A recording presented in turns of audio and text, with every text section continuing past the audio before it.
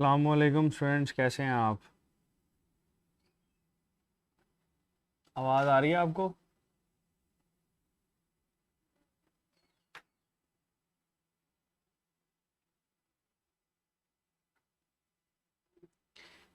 अस्सलामुअलैकुम स्टूडेंट्स, कैसे हैं आप? आवाज़ आ रही है?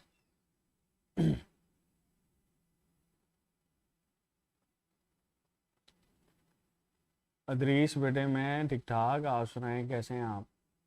खैरियत से हैं?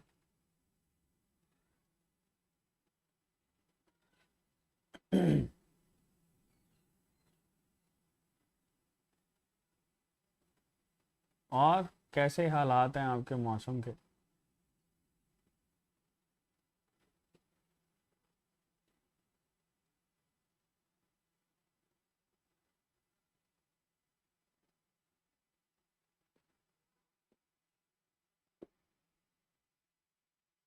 मौसम ठीक है?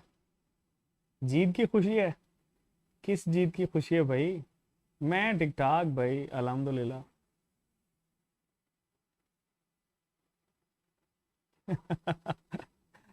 अलीसा कह रही हैं कश्तियाँ चल रही हैं।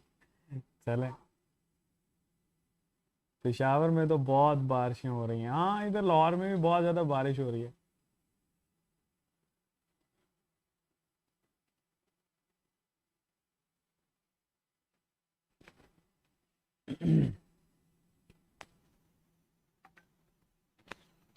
आई एम गुड बेटे। आप सब खैरियत से हैं? चलें, बाकी बच्चे आते हैं तो हम लोग स्टार्ट करते हैं। हम लोगों ने बेटे ये डिस्कस किया था, दैट वाज फोटो फॉस्फोराइलेशन। तो हम ज़रा इससे आगे मूव करेंगे। आपको पता है फोटो फॉस्फोराइलेशन में साइक्लिक और नॉन साइक्लिक हम लोगों ने डील किया था। ठीक है। अच्छा बेटे, कैसरा इजाज, मैंने इसको बेटे रीचेक किया है। ठीक है। तो मैं इसको दोबारा से देखता हूँ। शायद आपके इंटरनेट की वजह से आपको फील हो रहा हो।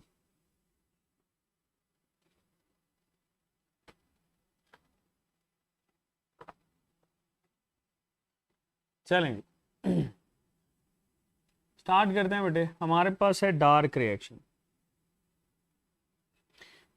फोटोसिंथेसिस के अंदर आपको दो तरह के रिएक्शंस नज़र आते हैं, जो कि हम लोग कल पढ़ चुके हैं। एक है बेटे लाइट रिएक्शन, और दूसरा हमारे पास होता है डार्क रिएक्शन। ठीक है।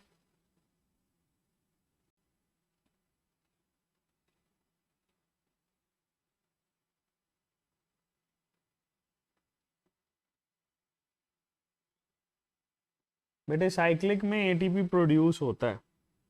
चलो जी, ये जो डार्क रिएक्शन होता है, हम बेटे इसको लाइट इंडिपेंडेंट रिएक्शन भी बोलते हैं। इसको लाइट इंडिपेंडेंट रिएक्शन बोलने की वजह क्या है? दैट इज लाइट इंडिपेंडेंट, उसकी वजह ये है कि ये लाइट को कभी भी डायरेक्टली यूटिलाइज ही नहीं करता। That is why it is refer to as light independent reaction. ठीक है। और ये बात याद रखना कि लाइट इंडिपेंडेंट रिएक्शन को डायरेक्टली हम लोग एसोसिएट कर रहे होते हैं with reference to Kelvin Melvin. मतलब इसकी डिस्कवरी जो है वो केल्विन मेल्विन ने की थी, इस वजह से हम इसको बेटे केल्विन साइकिल भी बोलते हैं। ठीक है। That is also refer to as Kelvin cycle. और बेटे इसकी अगर हम लोग डिस्कवरी की बात करें तो 1950 के अंदर थी। ठीक है। That was in 1950। और ये 1950 के अंदर रेडियो एक्टिव आइसोटोप यूज़ करते हुए किया था। और इन साहब को नोबेल प्राइज़ मिला था 1961 के अंदर। ठीक है। 1961 में इनको नोबेल प्राइज़ से नवाजा गया था। ठीक है जी। चलो, अच्छा, अब हम लोग इसकी स्टेजेस को देख लेते हैं, बिकॉज स्टेजेस से ही आपके पास क्वेश्चंस जो हैं वो हम लोग डिराइव करते हैं। पहला हमारे पास बेटे इसमें स्टेज आ जाती है, that is refer to as carbon dioxide fixation. ठीक है। That is carbon dioxide fixation. Simple हम इसको बेटे कार्बन फिक्सेशन भी लेबल करते हैं। दूसरा हमारे पास आ जाता है रिडक्शन। यही इसकी मेन फेज होती है, इवन फोटोसिंथेसिस की मेन फेज यही होती है। और तीसरी फेज इसमें होती है दैट इज रीजनरेशन। और बेटे ये जो रीजनरेशन हम लोग डील करते हैं that is regeneration of precursor, and that precursor is ribulose bisphosphate.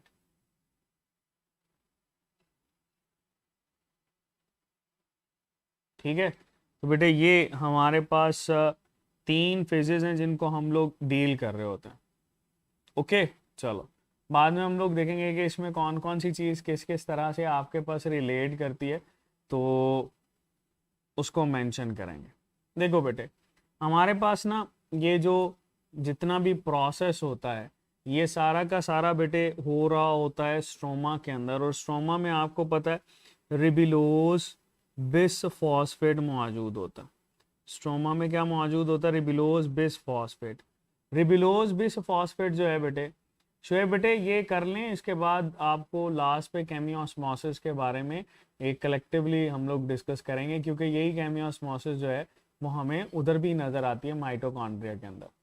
ठीक है, चलो रिबिलोज बिसफॉस्फेट जो है बेटा ये हमारे पास कन्वर्ट होता है बेटे इनटू 6 कार्बन कंपाउंड।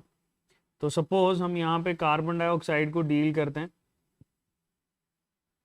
अगर एक कार्बन डाइऑक्साइड एक रिबिलोज बिसफॉस्फेट के साथ मिलती है तो 6 कार्बन कंपाउंड बनता है। लेकिन बेटे ये 6 कार्बन कंपाउंड हमारे पास अनस्टेबल होता है, फौरी तौर पर टूटता है और 2-3 कार्बन वाले कंपाउंड बना देता है। ठीक है, तो ये बेटे हमारे पास रिबिलोज बिसफॉस्फेट से 6 कार्बन कंपाउंड और फिर आपके पास 2-3 कार्बन वाले कंपाउंड आ जाते हैं। अब इम्पॉर्टेंट ये है कि ये जो आपके पास रिबिलोज बिसफॉस्फेट से 6 कार्बन कंपाउंड बनता है ये किस एंजाइम की प्रेजेंस में होता है? रुबिस्को एक एंजाइम होता है। हम लोगों ने ऑलरेडी ये डिस्कस किया हुआ है एंजाइम वाले चैप्टर के अंदर कि रुबिस्को एक ऐसा एंजाइम है जिसके बेटा हमारे पास 2 एक्टिव साइट्स होती हैं। अगर वो कार्बन डाइऑक्साइड को अटैच करता है तो साइकिल हमारे पास चलेगा केल्विन साइकिल, और अगर बेटे वो ऑक्सीजन को अटैच करेगा तो साइकिल चलेगा photophosphorylation, that will be referred to as photophosphorylation, sorry photorespiration हम इसको बोलते हैं, that is referred to as photorespiration.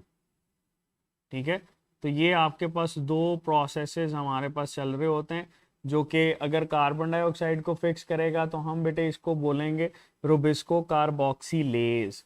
ठीक हो गया, ये हमारे पास बिल्कुल पहली स्टेज होती है carbon dioxide fixation. Carbon dioxide fixation हम तब इस वजह से भी बोलते हैं क्योंकि carbon dioxide that become the part of an organic compound. ठीक है, तो बेटे हम क्या करते हैं यहाँ पे ज़रा 3 रिबिलोज बिसफॉस्फेट को डील करते हैं और 3 ही कार्बन डाइऑक्साइड को डील करेंगे, तो इसके रिएक्शन से 3-6 कार्बन कंपाउंड बनेंगे। ठीक है, और ये जब आपके पास टूटेंगे तो बेटे they will form 6 3 carbon compound. इससे हमारे पास 6 3 कार्बन कंपाउंड बनेंगे। ओके चलो, अब बेटे इन हमारे पास ये जो 3 कार्बन कंपाउंड होते हैं इसको हम लोग 3 फॉस्फोग्लिसरेट भी बोलते हैं। ठीक है, ये इसका नाम है, और ये कितने हैं बेटा? They are 6 in number. Okay, ये बेटे हमारे पास क्या होता है? दे बेसिकली कन्वर्टेड, ये देखो ये हमारे पास बेटे एटीपी लेते हैं and they are converted into 1,3 bis phosphoglycerate. ये बेटे 1,3 बिस फॉस्फोग्लिसरेट के अंदर कन्वर्ट हो जाते हैं। कंपाउंड कितने ले रहे हैं हम लोग? 6। तो बेटे यहाँ पर 6 ही एटीपी यूटिलाइज होंगे, 6 एटीपी यूटिलाइज होंगे, ये टूटेंगे, 6 एडीपी बनेंगे, और बेटे 6 आपके पास जो फॉस्फेट होंगे they will add into this. Clear? तो आपके पास ये बेटे हमारे पास जब यूज होगी तो 6 एटीपी से जो फॉस्फेट निकलते हैं ये इसके अंदर ऐड अप हो जाएंगे। ठीक हो गया? अच्छा, फिर हमारे पास क्या होता है? ये जो 1,3 बिस फॉस्फोग्लिसरेट होता है, याद रखना हर वो कंपाउंड जिसके पास 2 फॉस्फेट चले जाए ना उसकी स्टेबिलिटी कम हो जाती है।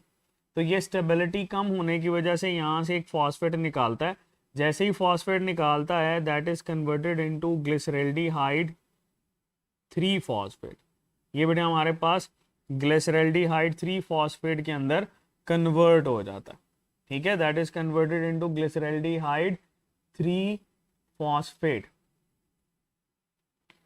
दानिश बेटे जो क्वेश्चन प्रैक्टिस क्वेश्चन में की में गलती है आप उसको रिपोर्ट कर सकते हैं, आपके पास वो फॉर्म है, ठीक है, आप उसको रिपोर्ट करें, हम उसको रेक्टिफाई कर देंगे। चलो, अगर 6 आपके पास बेटे ये 1,3 बेस फॉस्फोग्लिसरेट थे तो 6 ही ये होंगे ना, तो ये क्या करेगा, अपना एक फॉस्फेट रिलीज करता है।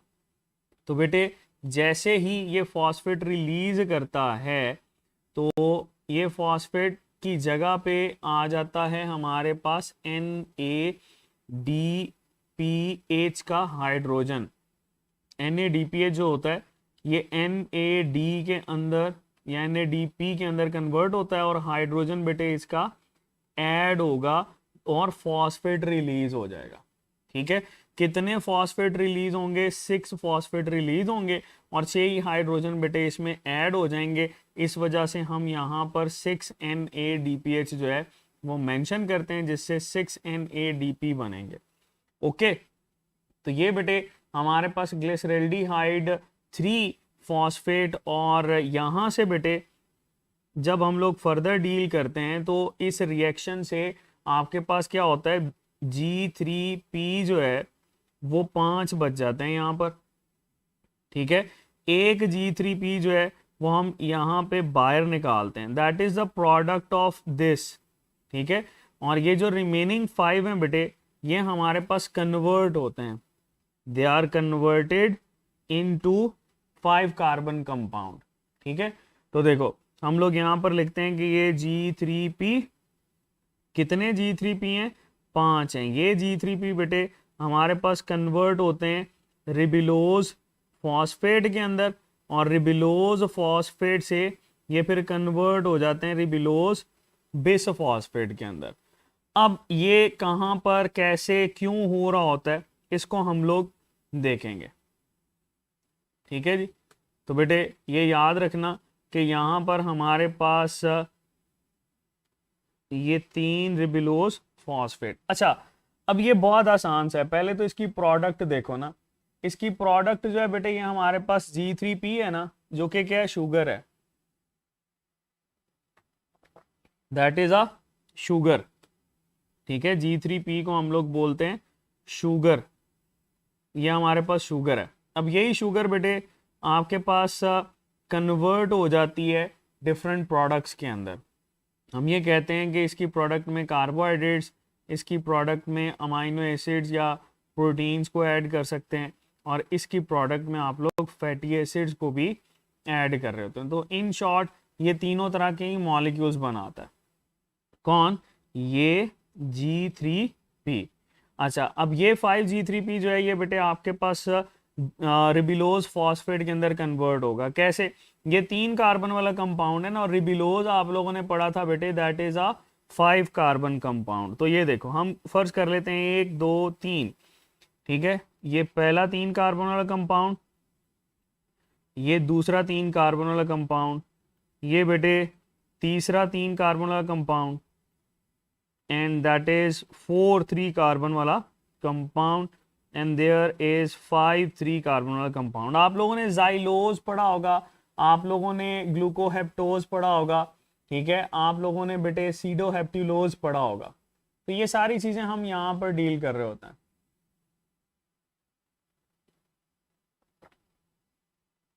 ठीक है।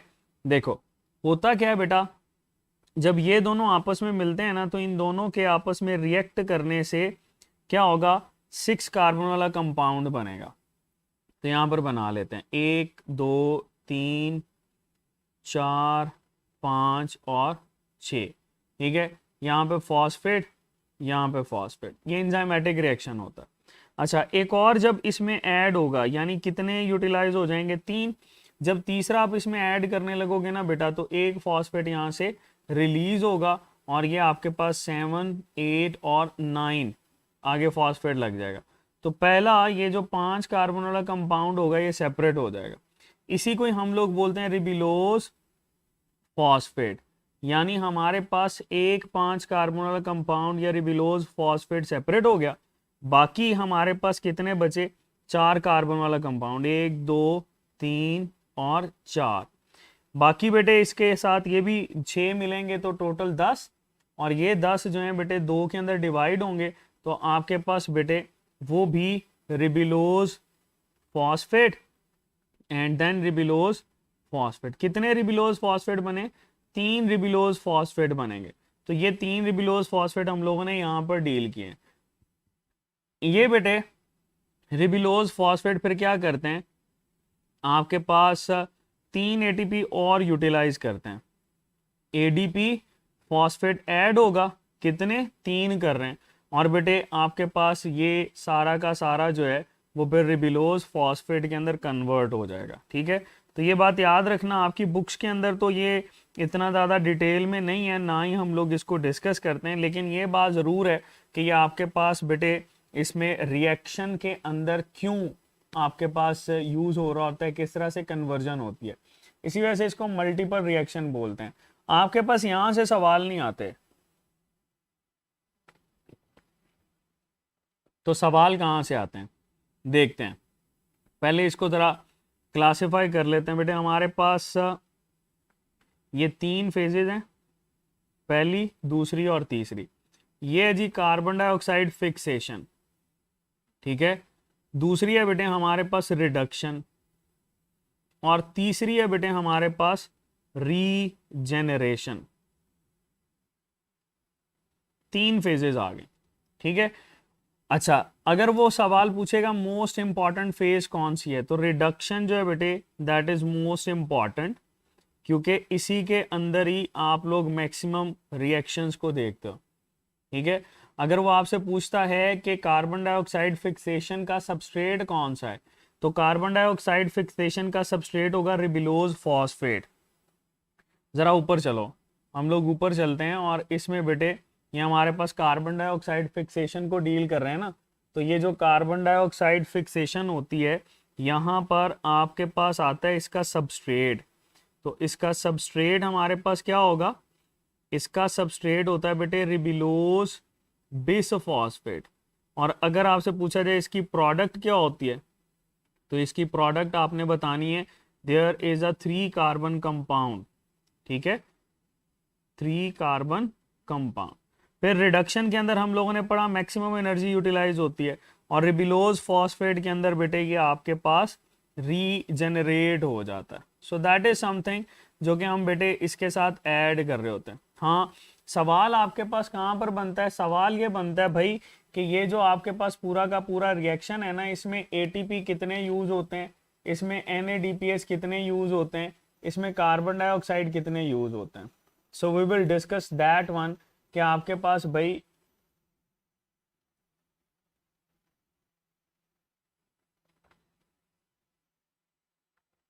ठीक है। चलो,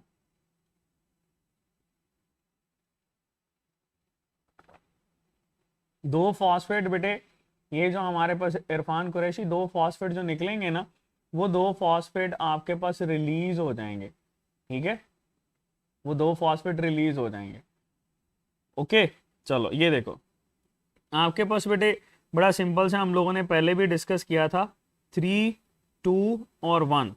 ये जो 3 है दैट इज शोइंग ATP, ये जो 2 है बेटे दैट इज शोइंग NADPH, और ये जो 1 है that is showing carbon dioxide.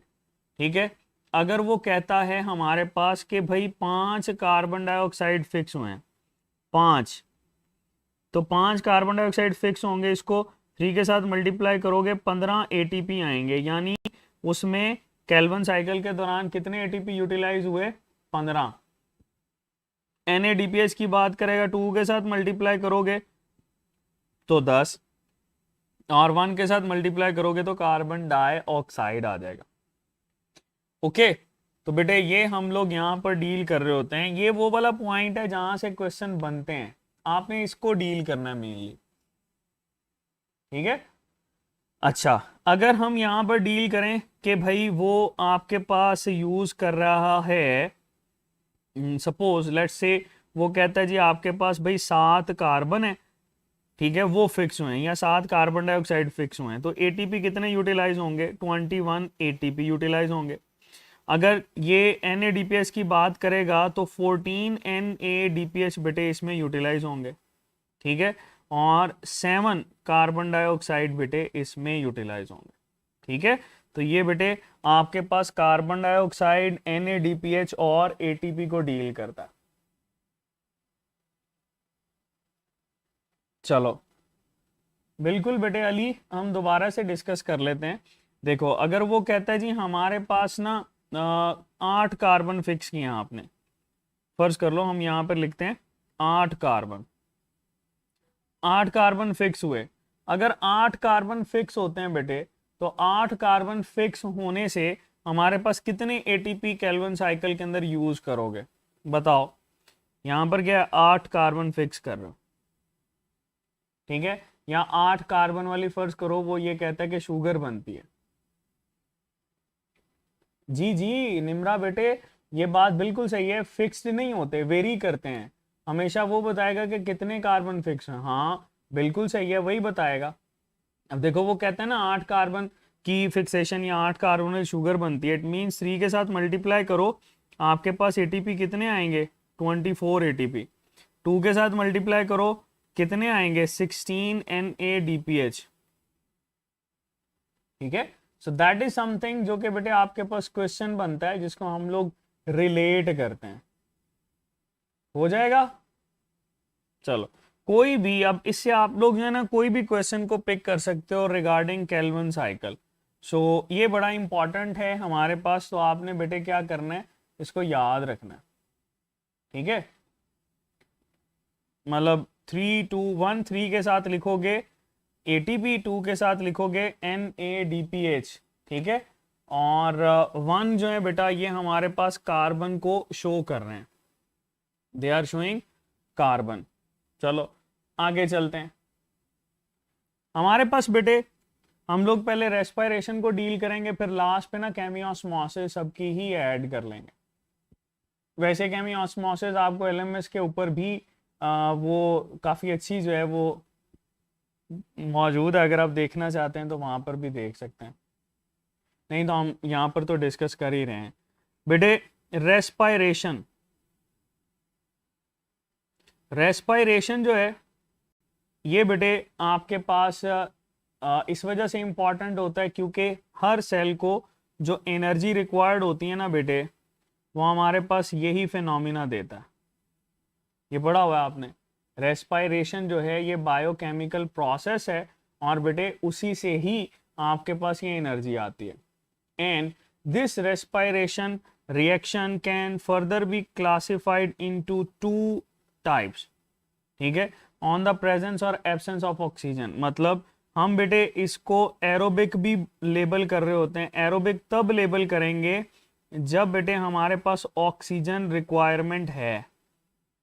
इसको एन एरोबिक तब बेटे मेंशन करेंगे जब हमारे पास ऑक्सीजन अवेल ही नहीं कर रहे और सेल जो है ऑक्सीजन के बगैर ही रेस्पायरेशन कर रहा है, तब हम इसको एन एरोबिक बोलेंगे, ठीक है, क्लियर।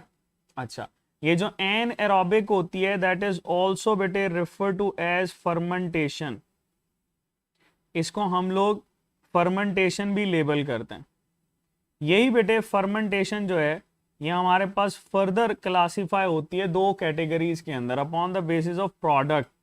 ये फर्मेंटेशन बेटे अल्कोहलिक फर्मेंटेशन हो सकती है, ठीक है, क्योंकि इसमें C2H5OH बनता है जो कि अल्कोहलिक प्रोडक्ट है। ये बेटे हमारे पास लैक्टिक एसिड फर्मेंटेशन हो सकती है, और ये जो लैक्टिक एसिड होती है ये आपके पास C3H4O3 हम लोग मेंशन करते हैं। ये लैक्टिक एसिड ज़्यादातर बेटे मसल्स के अंदर स्टोर होता है, और इसी की वजह से होती है मसल फैटीग, ठीक हो गया। तो ये लैक्टिक एसिड फर्मेंटेशन और अल्कोहलिक फर्मेंटेशन ये बड़ा इंपॉर्टेंट है।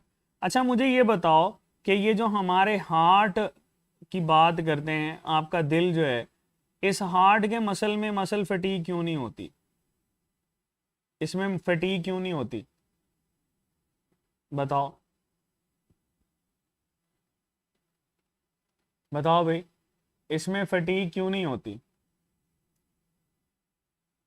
Y there is no fatigue seen in heart muscle? आपके दिल के मसल में फटीग क्यों नहीं हो रही होती?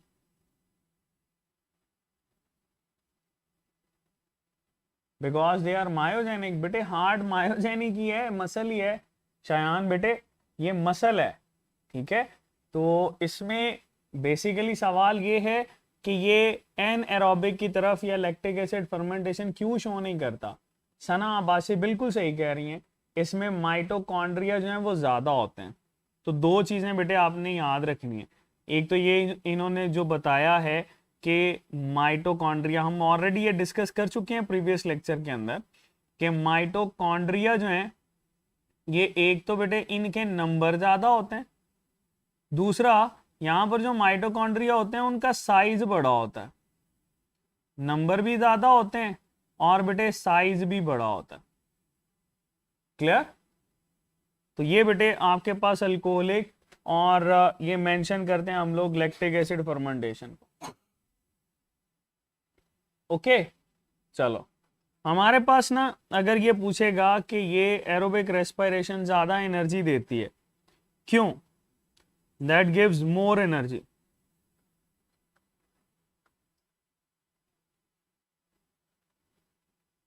ठीक है, जबकि एन एरोबिक जो है बेटे ये हमारे पास लेस एनर्जी देता है। ठीक हो गया? अच्छा, उसकी वजह क्या है बेटे? बड़ी सिंपल सी वजह है कि एरोबिक रेस्पिरेशन में कार्बन हाइड्रोजन बॉन्ड ज़्यादा टूटते हैं, जबकि एन एरोबिक के अंदर कार्बन हाइड्रोजन बॉन्ड कम टूटते हैं। तो जिसके पास बेटे ज़्यादा टूटेंगे वही आपके पास ज़्यादा एनर्जी देगा ना। ओके, तो इसी वजह से जब भी हम लोग एरोबिक रेस्पिरेशन में बेटे ये डील करते हैं इसकी के इक्वेशन क्या है, तो इक्वेशन बड़ी सिंपल सी है। देखो, आप ग्लूकोज को ऐड करोगे, ठीक है, ग्लूकोज ग्लूकोज हमारे पास मेन सोर्स है ना। चलो फर्ज करो हम ये कहते हैं C6H12O6, ये ग्लूकोज आ गया। तो बेटे ये ग्लूकोज प्लस ऑक्सीजन, ओके हो गया, प्लस हम इसमें 36 ATP की बात करते हैं, सॉरी ADP यहां पर बनेंगे 36 ADP। ओके, और बेटे यहां पर 36 इनऑर्गेनिक फॉस्फेट ऐड होते हैं, एंड जब भी ये रिएक्शन होगा तो आपके पास प्रोडक्ट क्या आएगी? आपके पास प्रोडक्ट आती है बेटे जिसमें 6 कार्बन डाइऑक्साइड प्लस 6 ही बेटे इसमें वाटर मॉलिक्यूल बनते हैं, प्लस इसके अंदर हम लिखते हैं 36 ATP बन रहे होते हैं। दैट इज शोइंग बेटे एरोबिक रेस्पिरेशन। ये 36 ATP जो हैं ये हमारे पास एरोबिक रेस्पिरेशन को शो करते हैं। ठीक है, अच्छा अब इसमें जब ऑक्सीजन जाती है तो ये देखो, ये जो ग्लूकोज है इसमें जितने भी कार्बन हाइड्रोजन बॉन्ड है वो टूटे और वो कार्बन डाइऑक्साइड और वाटर के अंदर टूट गया।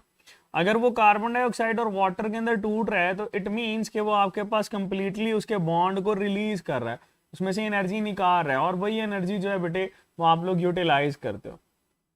ओके, चलो यहाँ पर बेटे जो हमारे पास एरोबिक रेस्पिरेशन होती है हम उसको डील करते हैं। एरोबिक रेस्पिरेशन में बेटे आपके पास बहुत सारे रिएक्शंस हैं जिनको हम लोग यहाँ पर डील करेंगे, जिसमें से सबसे पहला रिएक्शन दैट इज ग्लाइकोलाइसिस। अगर आपसे पूछा जाए ग्लाइकोलाइसिस एरोबिक एन एरोबिक दोनों में होता है तो बिल्कुल बात सही है बेटे, ये एरोबिक में भी होता है, ये हमारे पास एन एरोबिक में भी होता है। ठीक है, अच्छा फिर अगर वो आपसे पूछे ये रिएक्शन होता कहां पर है, that reaction is occur in cytoplasm. ठीक है, साइटोप्लाज्म में हो रहा होता है, और बेटे ये ऑक्सीजन इंडिपेंडेंट होता है, इस पे ऑक्सीजन रिक्वायर नहीं होती, इसी वजह से हम इसको डील करते हैं।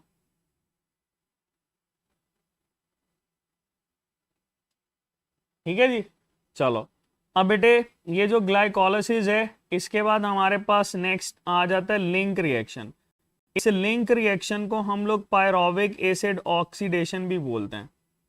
That is PAO, pyruvic acid oxidation.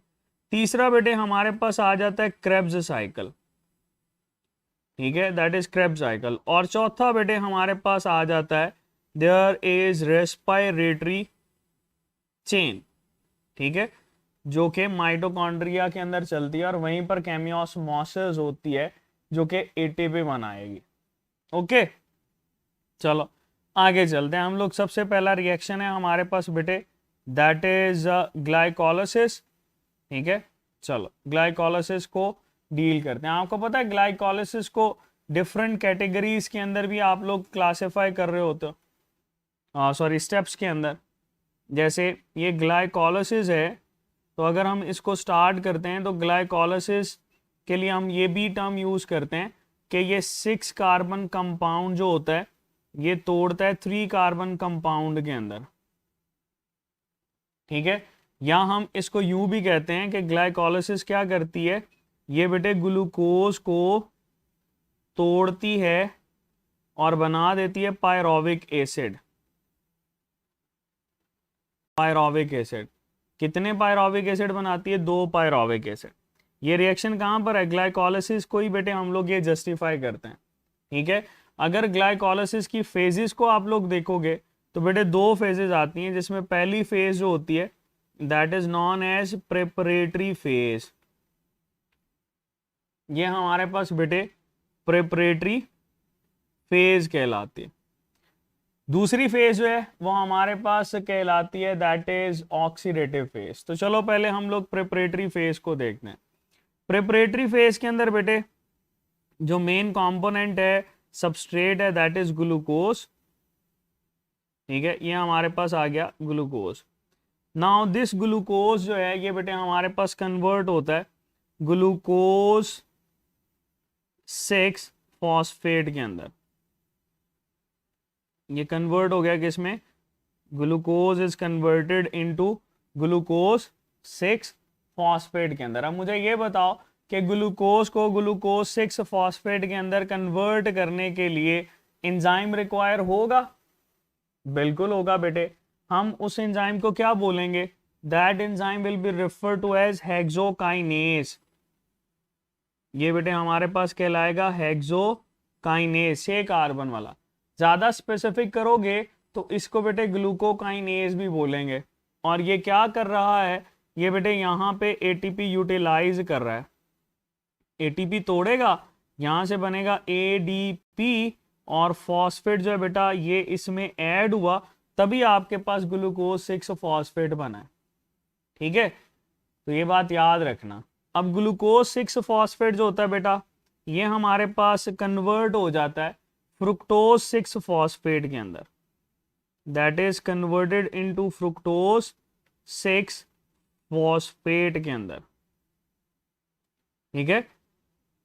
Glucose 6 phosphate convert हो गया फ्रुक्टोज 6 फॉस्फेट के अंदर।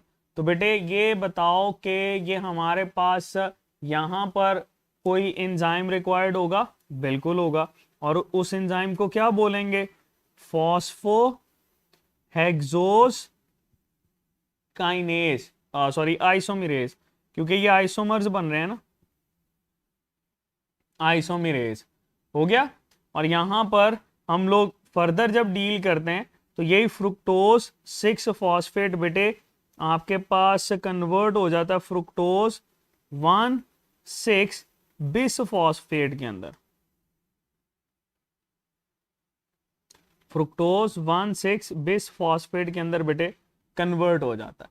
और फ्रुक्टोज 1,6 बिस फॉस्फेट के अंदर क्यों कन्वर्ट होता है? क्योंकि यहां पर एक और बेटे एटीपी यूटिलाइज होता है और इससे बनेगा एडीपी और बेटे फॉस्फेट जो है वो इसमें ऐड होता है। अब मैंने थोड़ी देर पहले ये बताया था कि अगर किसी के पास 2 फॉस्फेट होते हैं तो बेटे वो आपके पास हाईली अनस्टेबल हो जाता है। और ये भी अनस्टेबल है, लेकिन पहले इसका एंजाइम लिखते हैं जो कि बहुत इंपॉर्टेंट है। इसको बेटे फॉस्फोफ्रुक्टोकाइनेज बोलते हैं। यही फॉस्फोफ्रुक्टोकाइनेज बेटे हम लोगों ने पढ़ा था कि ये इस्तेमाल होता है एज अ एलोस्टेरिक एंजाइम। और एटीपी जो हैं वो बेटे इसको क्या करते हैं? इनहिबिट करते हैं।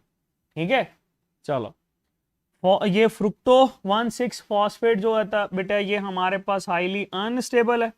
अनस्टेबल होने की वजह say that will broken down into 2-3 carbon compound, जिसमें बेटे आपके पास एक आ जाएगा G3P ग्लिसरल्डिहाइड 3 फॉस्फेट, और दूसरा बेटे हमारे पास आ जाएगा डाईहाइड्रोक्सी एसीटोन फॉस्फेट। ठीक है जी। अब ये दोनों बेटे एक दूसरे के अंदर इंटर कन्वर्टेबल हैं। सबसे पहले तो ये देखें कि फ्रुक्टोज 1,6 बिस फॉस्फेट को तोड़ने वाला एंजाइम कौन सा है। यहाँ पे कोई वाटर ऐड हुआ है नहीं, तो इस वजह से हम इसको बोलते हैं एल्डोलेज। और टूटेगा यहां पर जो एंजाइम होगा बेटे इसको बोलते हैं फॉस्फोट्रायोज आइसोमेरेज। बहुत आसान सी बात है बेटा, आपके पास फॉस्फोट्रायोज आइसोमेरेज। आइसोमेरेज आप लोगों ने पढ़ा है कि ये ऐसे एंजाइम होते हैं जो कि बेटे इसके आइसोमर के अंदर कन्वर्ट कर रहे होते हैं। ठीक है, चलो अब ये देखो प्रेपरेटरी फेज हमारे पास ना यहाँ पर खत्म होती है।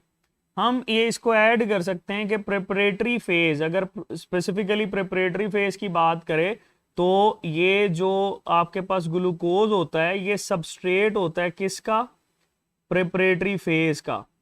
और ये बेटे दोनों प्रोडक्ट्स हैं किसकी, प्रेपरेटरी फेज की। तो सबस्ट्रेट और प्रोडक्ट हम लोग जब भी ऐड करेंगे तो आपने याद रखना है कि सबस्ट्रेट इसका क्या होता है, ग्लूकोज, और बेटे इसकी प्रोडक्ट क्या होती है, 2-3-3 कार्बन वाले कंपाउंड। ओके, चलो आगे चलते हैं बेटे। हमारे पास यही जो दो कंपाउंड हम लोगों ने बनाए हैं, जैसे ये हमारे पास आ गया G3P, ठीक है जी, और एक है बेटे ये दोनों चूंकि आइसोमर्स हैं, दूसरा है डाईहाइड्रोक्सी एसीटोन फॉस्फेट। ठीक है जी, ये दो हमारे पास 3 कार्बन वाले कंपाउंड है। अच्छा, इरफान कुरैशी पूछ रहे हैं सर सेकंड एटीपी ग्लूकोज पे डायरेक्ट अटैच क्यों नहीं करते। बेटे ग्लूकोज के पास ऑलरेडी वो जस्टिफाइड है, जब आप उसकी मॉलिक्यूलर कॉम्पोजिशन देखते हो ना तो उसमें हमारे पास ऑलरेडी जो है वो हाइड्रोजन उसके एंड्स पे मौजूद है, इस वजह से वो नहीं कर रही होती। ठीक है, उसको रिमूव करना पड़ता है। चलो ग्लिसरल्डिहाइड 3 फॉस्फेट और डाईहाइड्रोक्सी एसीटोन फॉस्फेट दोनों जो है बेटे ऑलमोस्ट सेम तरह के रिएक्शन शो करते हैं। यानी यहां पर आप लोग देखोगे तो पहले तो इनऑर्गेनिक फॉस्फेट इसमें ऐड होगा। कौन सा फॉस्फेट, इनऑर्गेनिक फॉस्फेट, एक यहां पर और एक ही बेटे इनऑर्गेनिक फॉस्फेट यहां पर। जब ये इनऑर्गेनिक फॉस्फेट ऐड होगा they will be converted into 1,3, ठीक है, दो आपके पास आ गए ना फॉस्फेट, तो बिस फॉस्फोग्लिसरेट, ये हमारे पास क्या बना बेटे 1,3 bis phosphoglycerate. Same for this, यहां पर भी 1,3 बिस फॉस्फोग्लिसरेट। तो बेटे ये 2-3-3 कार्बन वाले कंपाउंड बन गए। अब ये जो 1,3 बिस फॉस्फोग्लिसरेट है, मुझे ये बताओ कि यहाँ पे कौन सा एंजाइम हमारे पास इस्तेमाल होगा। दोनों में कॉमनली एंजाइम इस्तेमाल होता है ना, इसको बोलते हैं ट्रायोज फॉस्फेट डीहाइड्रोजिनेज। क्यों, ये देखो पहला तो ये ट्रायोज है, ट्रायोज फॉस्फेट, ठीक है, डीहाइड्रोजिनेज। डीहाइड्रोजिनेज की टर्म इस वजह से यूज की जाती है क्योंकि बेटे हाइड्रोजन रिमूव होगा तो फॉस्फेट ऐड होगी। यही वजह है कि यहां पर बेटे हम लोग प्रोडक्ट्स के अंदर ये मेंशन करते हैं कि NAD जो होता है वो हाइड्रोजन को पिक करता है और कन्वर्ट हो जाता है NADH के अंदर। ठीक है, सेम फॉर हेयर, यहां पर भी NAD जो है ये हाइड्रोजन पिक करेगा, कन्वर्ट हो जाएगा NADH के अंदर। ओके, दो NADH जो है वो यहां पर हमारे पास बन गए। चलो आगे चलते हैं। हमारे पास ये जो 1,3 बिस फॉस्फोग्लिसरेट होता है ना बेटे, ये क्या करता है, ये हमारे पास बेटे फौरी तौर पर अनस्टेबल होने की वजह से फॉस्फेट रिलीज कर देता है। यहाँ पर एंजाइम भी इस्तेमाल होता है, उसको भी लेबल करते हैं। लेकिन पहले ये देख लो कि ये जो कंपाउंड हमारे पास बनेगा उसको बोलते हैं 3-फॉस्फोग्लिसरेट। 3-फॉस्फोग्लिसरेट, ठीक है जी। अब ये जो 3-फॉस्फोग्लिसरेट है इसमें भी देखो एक फॉस्फेट कम है, वो कैसे कम होगा? फॉस्फोग्लिसरिक एसिड काइनेज यहां पर एंजाइम होता है। कौन सा है? Phosphoglyceric acid kinase. ये क्या करेगा बेटे, ये जब इसमें से फॉस्फेट निकालता है ना, तो फॉस्फेट निकालने की वजह से यहां पर आप लोग देखोगे कि ADP जो होता है वो उस फॉस्फेट को पिक करता है और कन्वर्ट हो जाता है ATP के अंदर। सेम फॉर हेयर, ADP जो है वो बेटे फॉस्फेट को पिक करता है और कन्वर्ट हो जाता है किस में? ATP के अंदर, ठीक है। तो ये दो ATP जो है वो हमारे पास यहां पर बनते हैं। तो ये था कंपाउंड 3-फॉस्फोग्लिसरेट। 3-फॉस्फोग्लिसरेट जो है बेटा ये हमारे पास फर्दर कन्वर्ट होता है 2-फॉस्फोग्लिसरेट के अंदर। देयर इज कंपाउंड जिसको हम लोग बोलते हैं 2-फॉस्फोग्लिसरेट। अब ये 2-फॉस्फोग्लिसरेट क्यों? क्योंकि यहां पर देखो ये म्यूटेशन हुई है, तो एंजाइम कौन सा होगा? एंजाइम होगा फॉस्फोग्लिसरोम्यूटेस। ये बात याद रखिएगा, फॉस्फोग्लिसरोम्यूटेस या ग्लिसरिक एसिड म्यूटेस भी बोलते हैं। म्यूटेस का मतलब होता है म्यूटेशन करने वाला। ये बेटे आपके पास इसकी पोजीशन को भी चेंज करेगा, इसको ट्रांसपोजिशन एंजाइम भी बोल रहे होते हैं। ओके, फिर बेटे हमारे पास ये 2-फॉस्फोग्लिसरेट जो होता है ये दोनों यहां पर फॉस्फिनाइल पायरोवेट के अंदर कन्वर्ट हो जाते हैं। किसमें? फॉस्फिनाइल पायरोवेट। ठीक हो गया बेटे। तो ये हमारे पास फॉस्फिनाइल पायरोवेट। यहां पर एंजाइम कौन सा इस्तेमाल होता है? यहां पर एंजाइम इस्तेमाल होता है एनोलेस। ठीक है, आपने मुझे ये बताना है कि यहां पर वाटर ऐड होता है कि वाटर रिमूव होता है? बताओ जरा मुझे, क्या ये एनोलेज वाटर ऐड करवाता है कि वाटर रिमूव करवा रहा होता है? जल्दी बताओ, क्या ये वाटर ऐड करवाता है कि वाटर रिमूव करवाता है?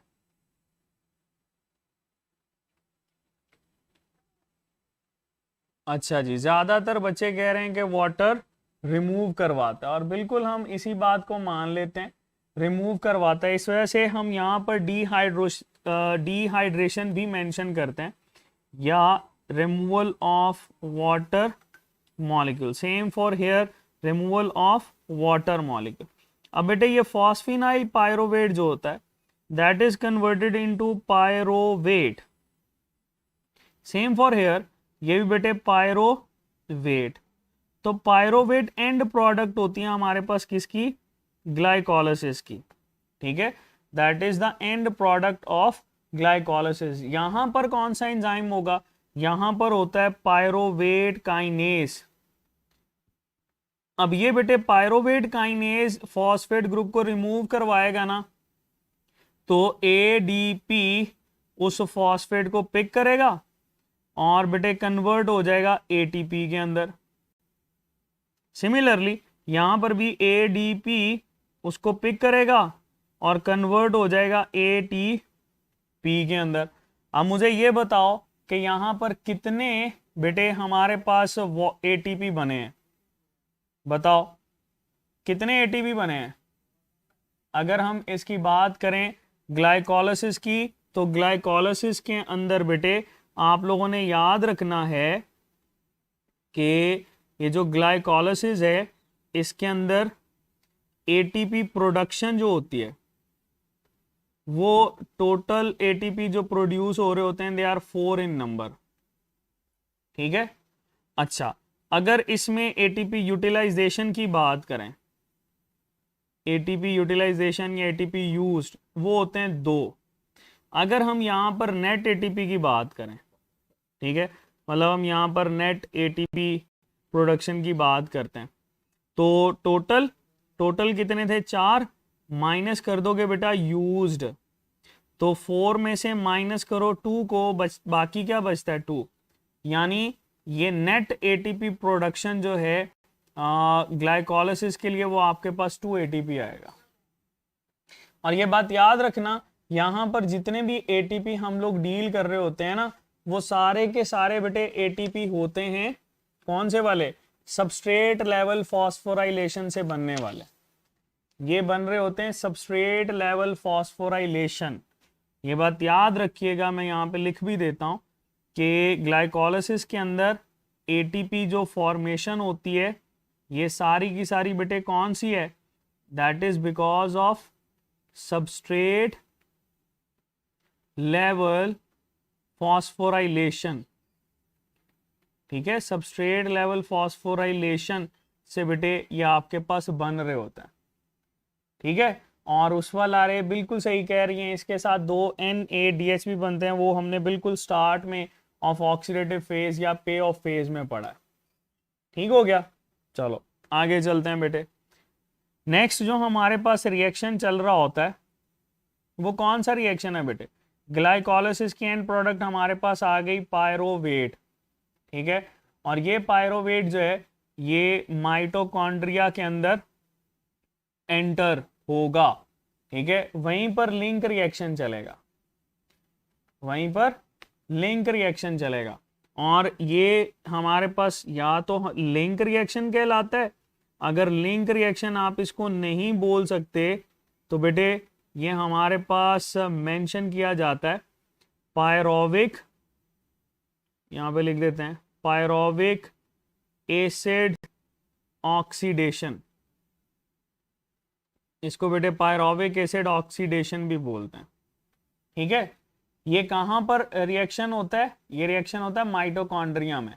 इसको बेटे ट्रांजिशन रिएक्शन भी बोलते हैं। अगर कहीं पर भी आपसे पूछा जाए कि एरोबिक रेस्पिरेशन के अंदर ट्रांजिशन रिएक्शन कौन सा है, तो बेटे ये लिंक रिएक्शन होता है। लिंक या लिंक रिएक्शन का ही दूसरा नाम ट्रांजिशन रिएक्शन होता है। ठीक है, चलो यहाँ पर हम क्या करते हैं बेटे, इस पायरोविक एसिड का फॉर्मूला बना लेते हैं। सपोज कार्बन कार्बन फिर से आ गया कार्बन। ठीक है जी, यहाँ हमारे पास बेटे इसमें कार्बन हम लोगों ने मेंशन किए हैं, 3 कार्बन वाला कंपाउंड है ना, तो ये देखो इसके यहाँ पर ऑक्सीजन, यहाँ पर बेटे O और OH, क्लियर, और यहाँ पर बेटे H H और H यानी CH3 भी आप इसको मेंशन कर सकते हो। ये कितने कंपाउंड बने थे, 2। ठीक है, 2 पायरोविक एसिड बने थे। अब ये पायरोविक एसिड जो हमारे पास बने हैं बेटे, इन पायरोविक एसिड ने, ये देखो इन पायरोविक एसिड ने बेटे अटैच होना है कोएंजाइम ए के साथ। So we can add over here plus लिख देते हैं कोएंजाइम ए, तो 2 कोएंजाइम ए यूज करेगा, और ये बेटे हमारे पास कन्वर्ट हो जाएगा किस कंपाउंड के अंदर, 2 कार्बन वाले कंपाउंड के अंदर ये कन्वर्ट होता है। सो हम यहाँ पर एक ये और एक बेटे हम यहाँ पर ऐड कर लेते हैं CH3, और इस जगह पर हमारे पास अटैच होता है कोएंजाइम ए। ठीक है, तो जब इसके साथ आप बैलेंस करते हैं तो ये बन जाता है एसिटाइल को ए।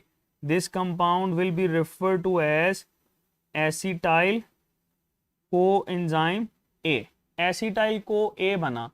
अच्छा, अब इस एसिटाइल को ए के साथ बेटे 2 कार्बन डाइऑक्साइड रिमूव भी होंगे, 2 कार्बन डाइऑक्साइड रिमूव भी होंगे। ओके, तो यहां पर आप लोगों ने याद रखना है, जहां जहां डी कार्बोक्सिलेशन होगी ना, जहां जहां क्या होगी, डी कार्बोक्सिलेशन, वहां वहां बेटे आपके पास NADH लाजमी बनेगा, NADH लाजमी बनेगा। ठीक है, अब इसका हरगिज मतलब ये नहीं है कि इसके अलावा NADH नहीं बनेगा। क्यों? क्योंकि बेटे यहाँ पर डी कार्बोक्सिलेशन के साथ साथ डिहाइड्रोजिनेशन भी होती है, और ये जो हमारे पास 2NAD+ होता है ना बेटे, ये आपके पास इसके हाइड्रोजन को पिक करता है, and that is converted into 2NADH, ठीक है। और ये NADH जो है वो अच्छी खासी एनर्जी है। वही एनर्जी आपको पता है अगर रेस्पिरेटरी चेन के अंदर एंटर होगी तो उसको आप लोग यूटिलाइज करते हैं। तो यहाँ पर अभी तक आप लोगों ने ये पढ़ा कि ये जो लिंक रिएक्शन होता है इसकी प्रोडक्ट होती है एसिटाइल को ए। यही एसिटाइल को ए बेटे हमारे पास एंटर होता है किसमें, क्रेब्स साइकिल के अंदर। चलो अब जरा हम लोग क्रेब्स साइकिल को देख लेते हैं। बेटे ये जो हमारे पास क्रेब्स साइकिल होता है ये बेटे एसोसिएटेड होता है किसके साथ, इसको डिस्कवर किया था हेंस क्रेब ने, ठीक है। कब डिस्कवर किया था बेटे, that was about 1930। Hence Kreb के साथ ये एसोसिएटेड है और दैट इज अबाउट 1930, ठीक है। इसको बेटे हम लोग सिट्रिक एसिड साइकिल भी बोलते हैं, that is also refer to as citric acid cycle. चलो अगर ये बात करते हो तो इसको ट्राई कार्बोक्सिलिक एसिड साइकिल भी बोलते हैं, that is also refer to as tricarboxylic acid cycle. Okay हो गया, ये हमारे पास क्या है, क्रेब साइकिल। चलो पहले तो हम लोग इसमें जनरल देखेंगे कि जनरली क्रेब साइकिल क्या है, उसके बाद इसमें एडिशन करेंगे, पहले वो जो आपको आता है, ठीक है। चलो कौन सा साइकिल है बेटे हमारे पास, दैट इज क्रेब्स साइकिल। और हम बेटे इसको कुछ यूं बना लेते हैं, ओके हो गया। चलो अब क्रेब साइकिल के अंदर आपको पता है हमारे पास बेटे ये जो सबस्ट्रेट होता है इसका वो कौन सा होता है, क्रेब साइकिल का सबस्ट्रेट याद रखना, क्रेब साइकिल का सबस्ट्रेट हमारे पास होता है बेटे दैट इज ऑक्सैलो एसीटेट। कौन सा है, दैट इज ऑक्सैलो एसीटेट। इसको हम O और ऑक्सैलो एसीटेट, ऑक्सैलो एसीटेट बेटे 4 कार्बन वाला कंपाउंड होता है, ठीक है। और इस 4 कार्बन वाले कंपाउंड ने कन्वर्ट होना होता है हमारे पास एक 6 कार्बन वाले कंपाउंड के अंदर। ये जो बेटे 6 कार्बन वाला कंपाउंड है जो कि यहाँ पर बनता है इसको हम लोग बोलते हैं दैट इज सिट्रेट। क्या नाम देते हैं बेटे हम इसको, दैट इज सिट्रेट। 6 कार्बन वाला कंपाउंड, ठीक है। कार्बन मेंशन करते हैं, ये हमारे पास 4 कार्बन वाला कंपाउंड और ये बेटे हमारे पास 6 कार्बन वाला कंपाउंड। अब ये 4 कार्बन वाला 6 कार्बन वाले में कैसे कन्वर्ट होगा, जब भी बेटे एसिटाइल की बात करें तो एसिटाइल इसमें ऐड होगा 2 कार्बन वाला और इससे बेटे रिलीज होता है को एंजाइम ए, ठीक हो गया। तो को एंजाइम ए जो है बेटे ये इसमें से हमारे पास सेपरेट हो जाता, ओके हो गया। यही आप लोगों ने पढ़ा है ना। चलो बिल्कुल आप इसको RCT करें जो मर्जी करें बेटे, ये आपकी अपनी मर्जी है, इसको हम लोग लास्ट पे देखेंगे। चलो दैट इज समथिंग जो कि हम लोगों ने सिट्रेट तक पढ़ा है। चलो सिट्रेट से आगे बेटे हमारे पास बनता है आइसो सिट्रेट। अच्छा अब ये जो बाकी आप लोग बुक्स देखोगे ना तो वहां पर इसके दरमियान इंटरमीडिएट भी है, उसको भी हम लोग डील करेंगे, लेकिन पहले वही जो इसका जनरल है तो इसको हम लोग बोलते हैं बेटा that is iso citrate, that is isocitrate. Now you can say that कि चूंकि सिट्रेट और आइसोसिट्रेट एक दूसरे के आइसोमर्स हैं, ठीक है, तो ये बेटे आइसोमेरेज एंजाइम यहां पर इस्तेमाल होता, ओके। चलो आइसोसिट्रेट से बेटे हमारे पास फिर बन रहा होता है there is alpha ketoglutarate, हम इसको बोलते हैं alpha ketoglutarate. Alpha ketoglutarate बेटे हम इसको बोलते हैं, ठीक है। अब ये जो अल्फा कीटो ग्लूटारेट है ये बेटे हमारे पास कितने कार्बन वाला कंपाउंड है, that is a 5 carbon compound. अब ये देखो, अब 6 कार्बन वाले कंपाउंड से जब इसने कन्वर्ट होना है 5 कार्बन वाले कंपाउंड में, तो यहां से क्या निकलेगी, कार्बन डाइऑक्साइड, डी कार्बोक्सिलेशन। अगर डी कार्बोक्सिलेशन होती है तो इसके नतीजे में हम ये पढ़ते हैं कि NAD जो होता है बेटा, ये कन्वर्ट होता है NADH के अंदर, ठीक है, NADH के अंदर। यही हम लोगों ने पढ़ा ना कि ये आपके पास जब जब डी कार्बोक्सिलेशन होगी तब तब NADH बनेगा। ओके, चलो फिर बेटे हमारे पास ये जो अल्फा कीटो ग्लूटारेट होता है, इसको मल्टीपल रिएक्शंस में हम लोग मेंशन करते हैं, ठीक है। यहाँ पर आपको मल्टीपल एरोज नजर आते हैं, जो कि इस बात की निशानी है कि यहाँ पर बहुत ज़्यादा रिएक्शंस हो रहे हैं, ठीक हो गया। और हम यहाँ पर जो प्रोडक्ट बेटे मेंशन करते हैं, that is refer to as citrate, sorry succinate, ये हमारे पास आएगी सक्सीनेट, ठीक है। अब अल्फा कीटो ग्लूटारेट से जब सक्सीनेट बन रहा होता है, यानी यहां पर भी आपके पास कार्बन डाइऑक्साइड निकलती है, तो यहां पर भी बेटे अगर कार्बन डाइऑक्साइड निकलेगी तो हाइड्रोजन भी तो निकलेगा ना। तो NAD जो है बेटा, that will be converted into NADH। तो बेटे 2 NADH हमारे पास बन गए, ठीक है। बेटे सिस एकोनिटेट हम बताते हैं, पहले मैंने कहा कि हम इसको जनरली देखते हैं कि ये आपके पास कहाँ कहाँ पे कौन कौन सी चीज रिक्वायर्ड हो रही होती। अब ये बेटो देखो, हमारे पास ये जो सक्सीनेट होता है, दैट इज कन्वर्टेड इनटू फ्यूमारेट, ठीक है, फ्यूमारेट, ये हमारे पास कन्वर्ट होता है फ्यूमारेट के अंदर। और फ्यूमारेट भी बेटे सक्सीनेट की तरह से ही 4 कार्बन कंपाउंड है, ठीक है, that is also 4 carbon compound. और ये फ्यूमारेट बेटे हमारे पास जब कन्वर्ट होता है ना इनटू मैलेट, तो उससे पहले हम यहाँ पर रिएक्शंस देखते हैं कि सक्सीनेट से फ्यूमारेट के अंदर कन्वर्जन के दौरान बेटे FAD जो होता है ये कन्वर्ट हो जाता है FADH2 के अंदर, ठीक है। So that is also the product of it.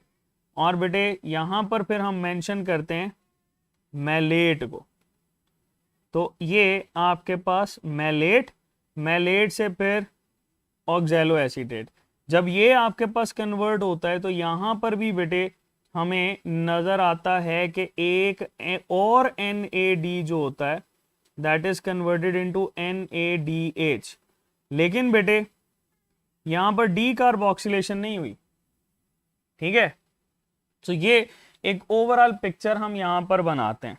अच्छा, इसी के साथ ना एक और चीज जो आप लोगों ने बेटे ऐड करनी है, वो ये कि ये जो हमारे पास क्रेब साइकिल आता है ना, इस क्रेब साइकिल में मल्टीपल रिएक्शन वाली साइड के ऊपर यहाँ पर आप लोग देखते हो कि GTP जो होता है ये कन्वर्ट भी होता है और रीजनरेट भी होता है, GDP प्लस फॉस्फेट।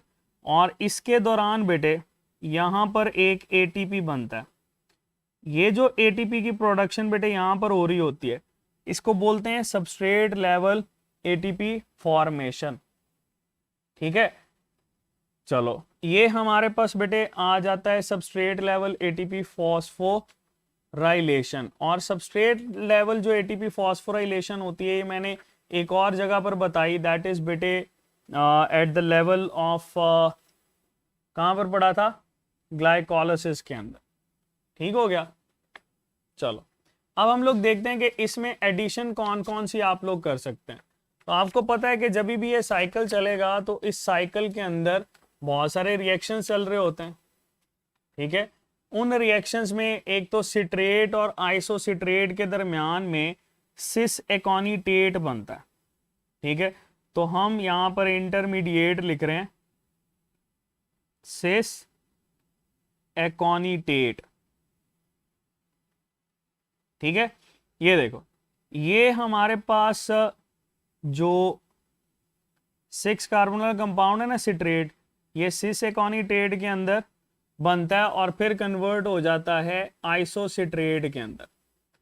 अच्छा, अब ये कैसे होगा, यहां पर बेटे इंपॉर्टेंट है, ये सिट्रेट से जब वाटर निकलेगा ना H2O, डिहाइड्रेशन होगी तो सिस एकोनिटेट, और जब बेटे इसके अंदर वाटर ऐड होगा then it will be converted into isocitrate. ठीक हो गया। तो ये बेटे हमारे पास कुछ रिएक्शंस हैं जिसको हम लोग डील करते हैं।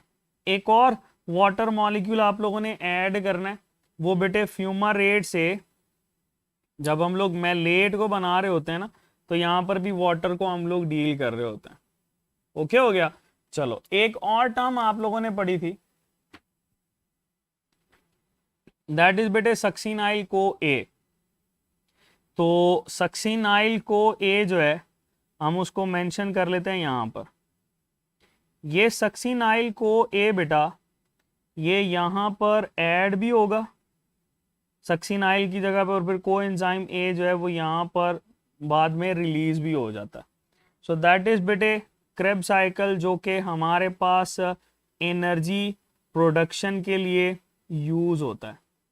ठीक है, और ये कहां पर हो रहा होता है, that is occurring in mitochondria. Clear. अच्छा,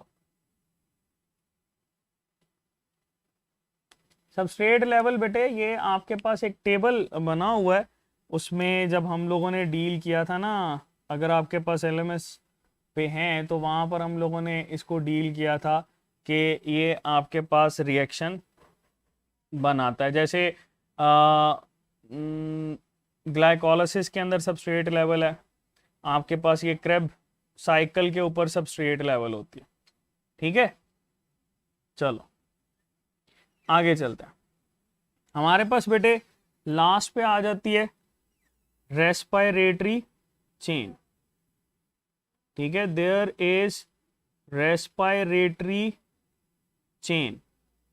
ये जो बेटे रेस्पिरेटरी चेन होती है ना, ये हमारे पास माइटोकॉन्ड्रिया की इनर मेम्ब्रेन, यानी सपोज ये हम बात करते हैं दैट इज क्रिस्टे, तो इस क्रिस्टे पे हो रही होती है। क्रिस्टे किस चीज का बना होता है, that is composed of lipoprotein, क्योंकि मेम्ब्रेन का हिस्सा है ना। अच्छा, तो यहां पर बेटे कौन कौन सी चीजें आती हैं, यहां पर हमारे पास आ जाता है कोएंजाइम क्यू, इसको थोड़ा सा हम जरा थिक लिखेंगे, दैट इज कोएंजाइम क्यू। ठीक है, फिर बेटे साइटोक्रोम्स आ जाते हैं, साइटोक्रोम बी, फिर बेटे हमारे पास आ जाता है साइटोक्रोम सी, फिर आ जाता है बेटे साइटोक्रोम ए, और फिर आ जाता है साइटोक्रोम A3, और लास्ट एक्सेप्टर जो होता है बेटा वो हमारे पास होता है ऑक्सीजन। ठीक है जी, तो ये आपके पास एक रेस्पिरेटरी चेन को हम लोग डील करते हैं। यही रेस्पिरेटरी चेन बेटे एटीपी बना रही होती है। अब रेस्पिरेटरी चेन के अंदर आप लोग जब इसको मेंशन करते हो कि कहाँ कहाँ कैसे कैसे ये रिलीज करता है, तो आपको NADH और FADH2 को देखना पड़ता है। ठीक है, जैसे NADH हमारे पास एक क्रेब साइकिल से कितने बने थे, 3। ठीक है, एक ग्लूकोज से कितने क्रेब साइकिल चलेंगे, 2। एक ग्लूकोज से 2 क्रेब साइकिल चलते हैं। ठीक है, तो चलो हम बेटे यहां पर अगर NADH की बात करते हैं, तो NADH से NAD के अंदर जब ये कन्वर्ट होगा, एक तो प्रोटॉन बनेंगे, दूसरा ये इलेक्ट्रॉन को लेकर जाता है कोएंजाइम Q के पास। यहां पर एंजाइम होता है जिसको कॉम्प्लेक्स 1 भी बोलते हैं, यहाँ NAD जो है वो ऑक्सीडेज भी बोल रहे होते हैं। ये इलेक्ट्रॉन जाएंगे कोएंजाइम Q के पास, और इसके नतीजे में यहां पर बेटे ATP बनता है, एक ATP यहां पर बन रहा होता है। फिर यही इलेक्ट्रॉन जब आपके पास बेटे मूव करते हैं कोएंजाइम Q से साइटोक्रोम B, साइटोक्रोम B से बेटा C की तरफ, there will be the formation and of another ATP बेटे, जो कि यहाँ पर आती है। फिर हमारे पास बेटे साइटोक्रोम C से साइटोक्रोम ए के पास और ए से बेटे A3 के पास, और लास्ट पे जब ये इलेक्ट्रॉन इसके पास आते हैं तो साथ ही साथ आपको पता है ये ऑक्सीजन जो है इसको पिक करती है and that is converted into water and there will also be 1 ATP formation. तो बेटे हम ये लिखते हैं कि एक NADH जो होता है ये हमारे पास 3 ATP बनाता है, 3 ATP। ठीक है, चलो अगर हम लोग FADH2 की बात करते हैं तो बेटे FADH2 जो होता है वो हमारे पास कन्वर्ट होता है FAD के अंदर, इलेक्ट्रॉन अगेन इसके पास आएंगे तो ये भी यहाँ पर भी एंजाइम होता है, और जब भी बेटे हम लोग यहाँ पर इसको डील करते हैं तो अब ज़रा इलेक्ट्रॉन इसके बना लेते हैं। ठीक है, फर्ज करो हम इलेक्ट्रॉन बनाते हैं इसके, तो इलेक्ट्रॉन जब इसके साइटोक्रोम B और C के दरमियान जब जाते हैं ना तो एक ATP यहाँ पर बनता है, फिर लास्ट पे ATP यहाँ पर बनता है, बाकी सारा फिनोमिना वैसा ही है। So we can say that कि 1 FADH2 जो है बेटा ये हमारे पास 2 ATP बनाता है, वैसे 1.75 मोल होता है but we can say that 2 ATP बना रहा होता है। ओके, यहाँ पर भी बेटे केमियोस्मोसिस का प्रोसेस चलता है। मैंने तीनों को कंपेयर किया है, बैक्टीरिया के अंदर और माइटोकॉन्ड्रिया के अंदर और क्लोरोप्लास्ट के अंदर। सो आपने लाजमी तौर पर वो वीडियो देखनी है, आपके इसी यूनिट के लास्ट पे है। ठीक है, आपके LMS के ऊपर ही है, वहाँ पर आपको तीनों के कंपैरिजन का आइडिया हो जाएगा। अच्छा, अब हम लोग यहाँ पर ज़रा कैलकुलेट करते हैं कि ATP कितने हमारे पास भाई यूटिलाइज होते हैं। सपोज प्रोडक्शन की बात करनी है ना, चलो ये हमारे पास आ गए प्रोडक्शन। तो पहला रिएक्शन कौन सा हमारे पास है भाई, पहला रिएक्शन कौन सा होता है?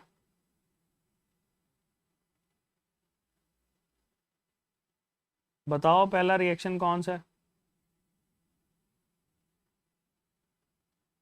हाँ, ग्लाइकोलाइसिस है ना।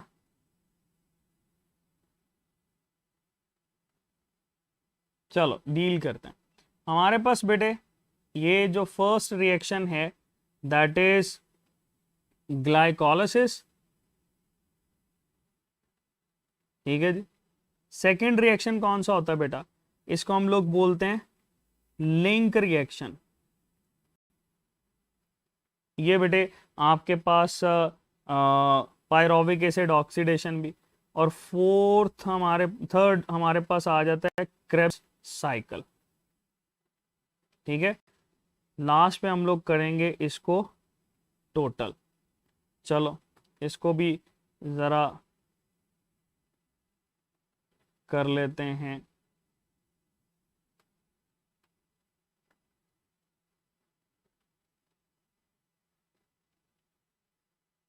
चलो देखो भाई, हमारे पास सबसे पहले यहाँ पर हम लोग देखते हैं कि ग्लाइकोलाइसिस के अंदर ATP प्रोडक्शन कितनी है।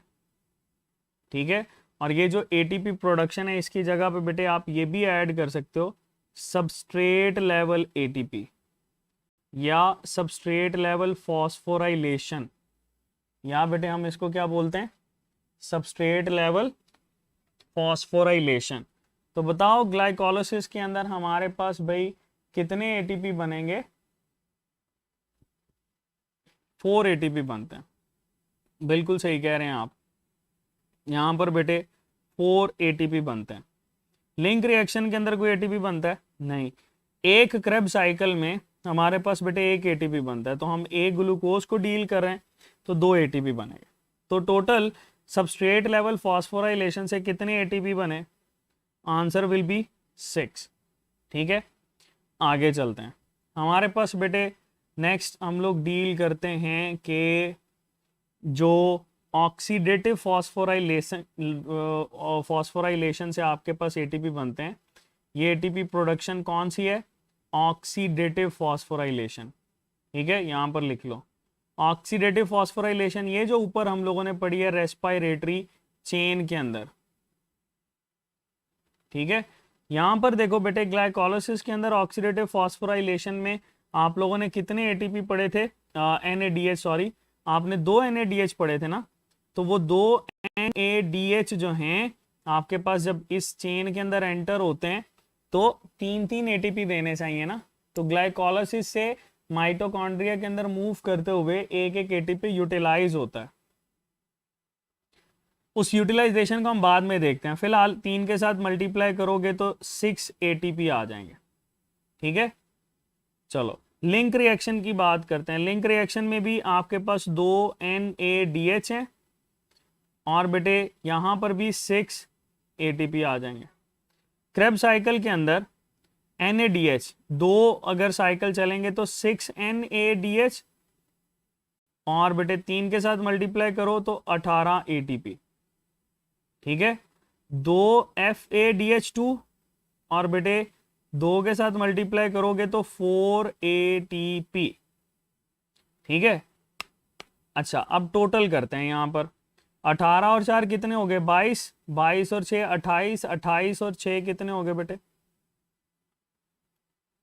34। तो ये हमारे पास 34 एटीपी आ गए। ये एटीपी कौन से एटीपी हैं, ऑक्सीडेटिव। और बेटे ये वाले एटीपी कौन से हैं, ये हमारे पास जो 6 हैं सबस्ट्रेट लेवल पे हैं। ओके, चलो अब हम लोग यहां पर एटीपी यूटिलाइजेशन की बात करते हैं कि एटीपी यूज्ड कहां कहां हुए हैं। तो इस एटीपी यूटिलाइजेशन को अगर हम लोग डील करेंगे तो ग्लाइकोलाइसिस के अंदर बेटे 2 एटीपी यूज हुए हैं। ठीक है, वो याद करो जरा, हम लोगों ने पढ़ा था उसमें प्रिपरेटरी फेज के अंदर। ठीक है जी, प्रिपरेटरी फेज के अंदर। आगे चलते हैं लिंक रिएक्शन में।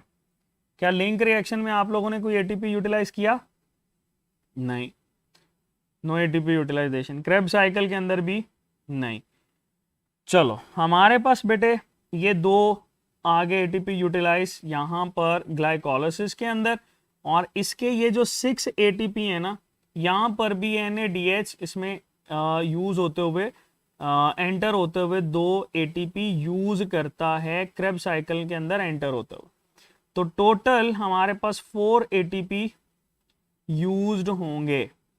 ठीक है, तो पहले इसमें इसका ग्रैंड टोटल निकालते हैं। ये 4 और ये 34। ठीक है, टोटल हमारे पास कितने एटीपी आएंगे बेटा, टोटल एटीपी आ गए 40। ठीक है, यूज्ड कितने आ गए, यूज्ड आए हमारे पास 4। तो क्या आप नेट एटीपी निकाल सकते हो, नेट क्या होगा, टोटल है 40 माइनस करोगे यूज 4 आ जाएगा बेटे 38। तो ये 38 नहीं, ये हमारे पास आएगा 36। तो 36 एटीपी हैं किसके लिए, एरोबिक रेस्पायरेशन के लिए। और ये यूकैरियोटिक सेल में एरोबिक रेस्पायरेशन है।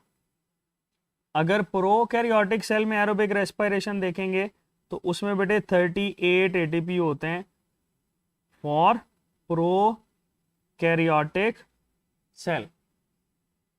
ठीक है, तो ये आपके पास बेटे एटीपी कैलकुलेशन देखते हैं। एक काम आपने करना है, वो क्या आप लोगों ने बेटे जो हमारे पास ये नज़र आता है ना आपको केमियोस्मोसिस, 3 जगह पर नज़र आएगा। कहाँ कहाँ, एक बेटे क्लोरोप्लास्ट के अंदर, एक आपको नज़र आएगा बेटे इसमें माइटोकॉन्ड्रिया के अंदर, एक बेटे आपको नज़र आएगा इसमें मीजोजोम्स के अंदर। तो उन तीनों का कंपैरिजन हमारे पास मौजूद है, तो वो आप लोग बेटे उधर से लाजमी तौर पर डील करना। अगर आपको फिर भी समझ ना आए तो ज़रूर बताना, हम उसको दोबारा से रिकॉल कर लेंगे। तो दैट इज़ समथिंग बेटे जो कि हमारे पास इसमें हम लोगों ने डील किया। If you have any question तो बेटे आप पूछ सकते हैं।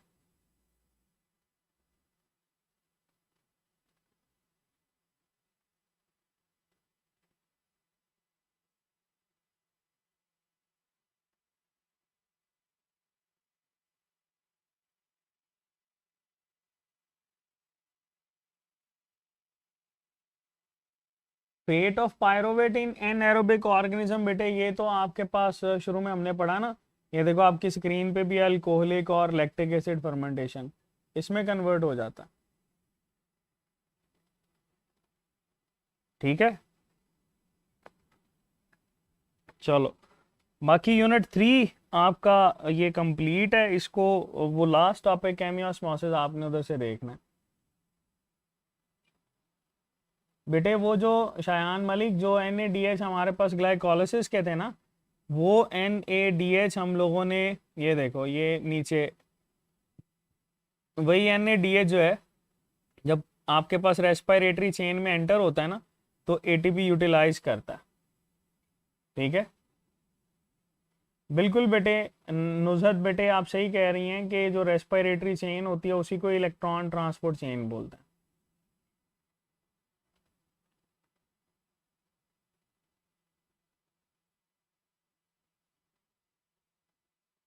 हाँ हाँ, क्रेब साइकिल में प्रोड्यूस नहीं होते बेटी डॉक्टर गुल, ये इसमें प्रोड्यूस नहीं होती। ठीक है, NADH आपके पास क्रेब साइकिल में प्रोड्यूस नहीं हो, सॉरी क्रेब साइकिल में ही प्रोड्यूस होती है। ये 3 NADH जो हम लोगों ने जगह जगह पे बनाए हैं जहाँ पे डी कार्बोक्सिलेशन, ये देखो ना आपकी स्क्रीन पे ये क्रेब साइकिल नज़र आ रहा है, तो ये NADH जहाँ जहाँ डी कार्बोक्सिलेशन करोगे वहाँ वहाँ NADH बनेगा, और लास्ट पे आपके पास मैलेट से ऑक्जेलो एसीटेट पे भी बन रहा होगा। ठीक है, बाकी बेटे आपको अगर कोई क्वेश्चन अभी भी क्लियर नहीं हुआ तो आप क्वेश्चन सेंड कर देना, हम उसको डिस्कस कर लेंगे। ओके ओके बेटे, wish you very best of luck. अच्छा इसको प्रिपेयर कीजिएगा, ये इम्पॉर्टेंट टॉपिक है, इसमें अगर कोई प्रॉब्लम हुई तो लाजमी डिस्कस कीजिएगा। अल्लाह हाफिज़ बेटे।